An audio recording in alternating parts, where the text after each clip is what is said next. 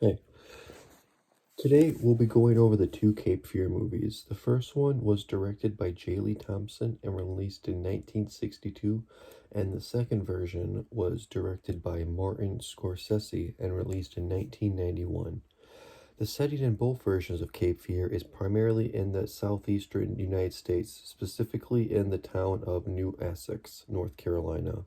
In the 1962 film, direct the story takes place during its contemporary time, which was around the 1960s.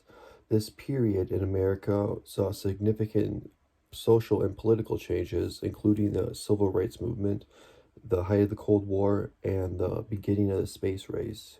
Racial tensions were also high during this time, and there was a sense of unease and fear in certain parts of the country. In the 1991 remake, the setting remains in the same general location, but the time frame is updated for the era, which was around the early 1990s. This period saw the end of the Cold War and the Gulf War, and it also saw the rise of technology, including the increasing prevalence of personal computers and the internet. Both films utilize the atmospheric setting of the rural South to enhance the tension and suspense of the story, with the swampy landscapes and small town dynamics adding to the feeling of isolation and dread experienced by the characters. In both versions, the central character is Max Cady, who is a menacing ex convict seeking revenge against the lawyer who he believes failed to represent him in court. Other key characters include the lawyer's family, particularly his wife and daughter, as well as some law enforcement officers and various townspeople who became embroiled in the conflict with Katie. The story is about Max Cady, who wants revenge on a lawyer. Max was in jail and he thinks the lawyer didn't help him enough. After Max gets out of jail, he starts scaring the lawyer's family. Things get scarier as Max gets closer to them. The tension keeps building up, with Max playing mind games and making things dangerous. Eventually, there's a big showdown between Max and the lawyer. The story ends with a dramatic finish where we find out what happens to everyone. In both versions of Cape Fear, the directors use everything you see on screen to make the movie feel real. In the older one from 1962, they show simple southern towns with typical clothing and lighting. The outdoor scenes look like pretty countryside, but in the newer version from 1991, things are more modern and gritty. The towns look more detailed and people wear clothes from the early 90s. Lighting is dramatic and outdoor scenes are darker and scarier. Both versions aim to make you feel like you're really there, but they do it in different ways to fit the time they were made in the director's style. In both Cape Fear movies, the camera moves around to show different views. Sometimes it feels like we're seeing things through a character's eyes, which makes us feel closer to the action. Other times it shows us what's happening from different angles. The camera also moves around to follow the characters or explore the place they're in. These simple tricks help tell the story in an exciting way and make us feel like we're right there with them.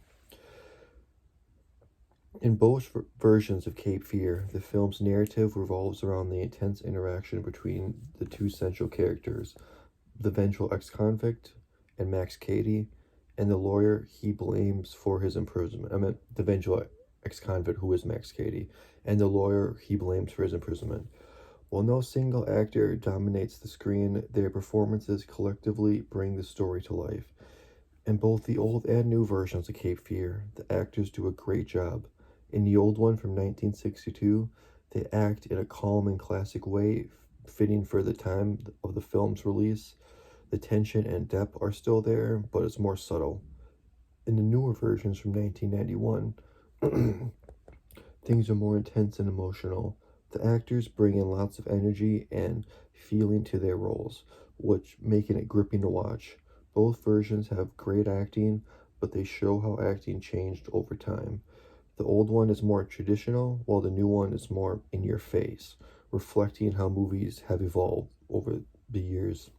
Both versions of Cape Fear use editing to tell the story clearly, mostly sticking to a chronological order. Sometimes they use flashbacks for extra context. The 1962 version keeps it simple, while Martin Scorsese's 1991 version adds more dynamic editing like quick cuts and montages to create tension. Overall, both versions use editing well to tell the story, but they do it in different ways that match each director's style and the trends over time. In both the old and new Cape Fear movies, the music, dialogue, and sound effects are key to making the films feel exciting to watch. In the old one from 1962, the music is classical and the dialogue is formal, fitting for its time. But in the new one from 1991, the music is more modern and the dialogue is more like how people talk today. Both movies use sound effects to make things feel real and keep you on the edge of your seat. Together, these elements make the movie feel alive and draw you into the story, no matter which version you're watching. The first quotation we'll talk about is in the scene in the 1991 version of Cape Fear.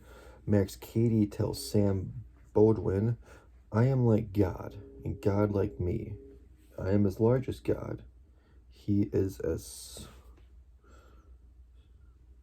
I. He cannot above me, nor I beneath him be." The significance of that quote: this quote shows Max Cady's belief in his own power and superiority over others. By comparing himself to God, he tries to intimidate Sam and assert his control. It reveals Cady's dangerous mindset and adds to the tension of the scene. Quotation number 2. Scene. In the 1962 version of Cape Fear, Max Cady responds to Sam Bodwin's warning with, "I don't have to answer to you or anybody." The significance: this quote shows Max Cady's defiance and determination. He refuses to listen to authority figures like Sam and shows he'll do whatever he wants. It sets up the conflict between Cady and Sam, showing Cady's rebellious nature. Cape Fear is valuable both in its original time and today. It explores timeless themes like justice and revenge. In the 1962 version, it reflected the issues of that era. Now, its story still connects with audiences because it talks about human nature and revenge, which are always relevant. For me, Cape Fear shows how stories can make us think about right and wrong, no matter when we watch them. It's a reminder that some things never change, like how we deal with tough situations and moral dilemmas. I hope you enjoyed my report.